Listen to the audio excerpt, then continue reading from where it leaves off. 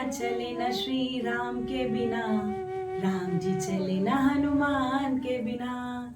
स्वयं भगवान का भी जिनके बिना काम नहीं बनता वह है हनुमान जी। रामायण में राम जी के अलावा जिनका पूजन होता है वह है हनुमान जी। हनुमान जी 7 चिरंजीवी में से एक है, इसीलिए उनकी पूजा हर युग में हुई है। द्वापर युग में अर्जुन के रथ की पताका बनकर हनुमान जी ने अर्जुन की रक्षा की।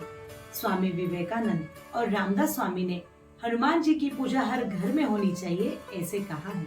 और आज भी सभी संत कहते हैं कलयुग में हनुमान जी के पूजन से सभी बाधाओं का निवारण होगा। क्या विशेषता है हनुमान जी की? पंच तत्वों में से एक पवन के बेटे हैं, माँ अंजनी के पुत्र हैं, भगवान शंकर के 11वें रुद्रावतार है, ब्रह्मा उनके गुरु हैं, मनोजवम मारुत तुल्य वेगम अर्थात मन की गति से चलते हैं, पवन के समान शक्तिशाली है। गोस्वामी तुलसीदास जी कहते हैं राम दूत अतुलित बलधामा अंजनी पुत्र पवन सुत नामा।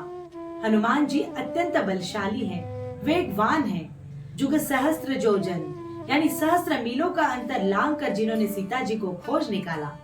जितेंद्रियम बुद्धिमताम वरिष्ठम, कुशाग्र बुद्धि वाले हैं। उनके कुशाग्र बुद्धिमत्ता के अनेक प्रसंग रामायण में हैं।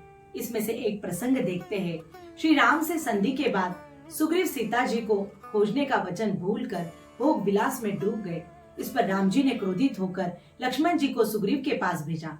लक्ष्मण जी जो स्वयं शेषनाग के अवतार हैं, अत्यंत क्रोधित होकर किष्किंधापुर पहुँचे।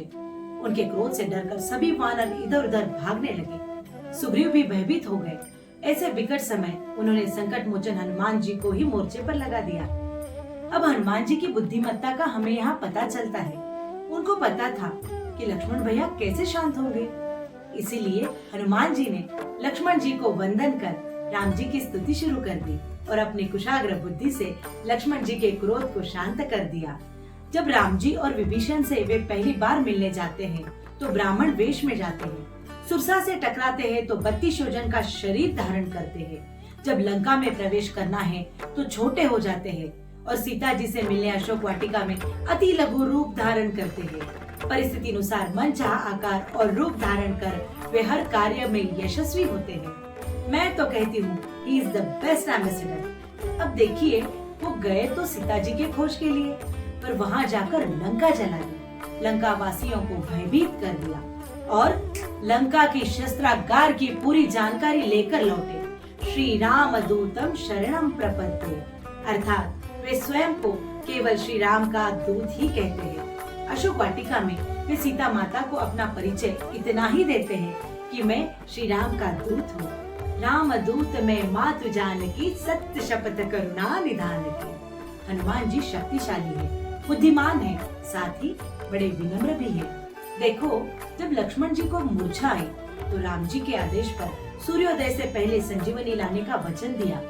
अगर सूर्योदय वहाँ होता जहाँ लक्ष्मण जी लेटे थे तब राम जी का भुजा जैसा भाई पृथ्वी छोड़ जाता।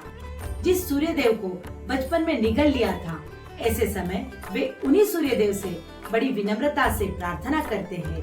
छुपे रहना भगवान जब तक जड़ी ना पहुँचा दूं मैं, बस तभी प्रकट होना भगवान जब संकट निशा मिटा दूं मैं। इस तरह विनम्रता पूर्वक वह अपना कार्य पूर्ण करते हैं। उनके भक्ति की पराकाष्ठा के बारे में मैं क्या कहूँ। भगवान राम का राज्याभिषेक हुआ। उस समय किसी प्रसंग पर उन्होंने दरबार में कहा, मेरे लिए हर वह वस्तु बेकार है जिसमें राम का नाम ना हो। उस वस्तु को हमें त्याग देना चाहिए। तभी एक दरबारी ने कहा, आपके शरीर पर भी राम नाम नहीं है, अतः यह भी व्यर्थ है। फिर तो आपको अपना शरीर भी त्याग देना चाहिए। तब हनुमान जी ने अपना वक्षस्थल नाखूनों से चीरकर उसे सबको दिखाया, जिसमें साक्षात श्री राम और माता सीता की सुंदर छवि दिखाई दे रही थी। राम लखन सीता सहित हृदय बसौ सुरभूप। हनुमान जी की तरह हमें भी अगर अष्ट सिद्धियां प्राप्त करना हो तो राम नाम का जाप करना होगा। शक्तिमान होना है तो नित्य व्यायाम करना होगा। बुद्धिमान होना है तो अध्ययन वाचन करना होगा। तभी हम सभी हनुमान जी की तरह तपोबल और मनोबल बढ़ा सकते हैं। जय श्री राम, जय हनुमान।